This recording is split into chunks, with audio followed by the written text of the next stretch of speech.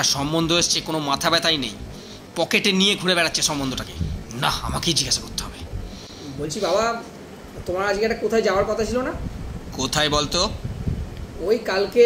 হ্যাঁ, কালকে যাব, দোকানের মাল আনতে যাব। না না, মাল আনতে যাওয়ার কথা বলছি না। কালকে একটা কার সাথে কথা বলছিলে না? কার সাথে বলতো? ওই তো তখন কটা হবে, আমার একটা বন্ধু দেখেছে। বন্ধু দেখে কি করে বুঝলো যে কোথাও যাওয়ার কথা হচ্ছে? ও কি আড়ি পেতে শোনা স্বভাব নাকি তোর মতো? কোনো ম্যানার্স জানে না? আরে ওটা নয়, ও পাশ দিয়ে গেছিল তাই শুনেছে। ও এমন করো না সব সময়। না, আমাকে কিছু একটা করতেই হবে, জামার পকেট অবধি পৌঁছতেই হবে। না, বলছি তোমার ওই জামার পকেটটাই ক টাকা ধরে মোটামুটি? এটা আবার কিরম প্রশ্ন? ক টাকা ধরে মানে? না মানে দেখবো দেখবো কিছু আছে কিনা।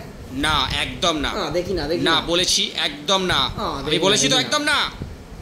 ছোটবেলায় কিরকম নিয়ে নিতাম 100 টাকা 200 টাকা। হারামজাদা টাকাগুলো তুই নিতিস, আর আমি তোর মাকে চেঁচাতাম।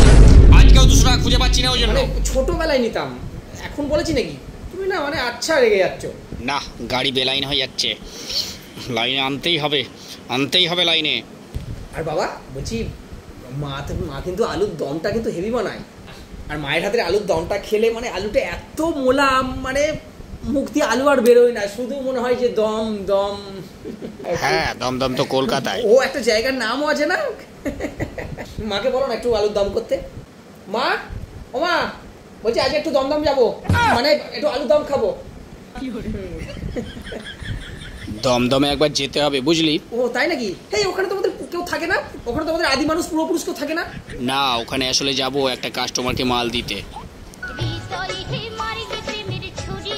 না, এর ভরসায় থাকলে আমার আর বিয়ে হবে না। ডাইরেক্ট বলে দিতে হবে। বলে দে, বলে দে ডাইরেক্ট। তোমার সত্যি কোথাও যাওয়ার কথা নেই?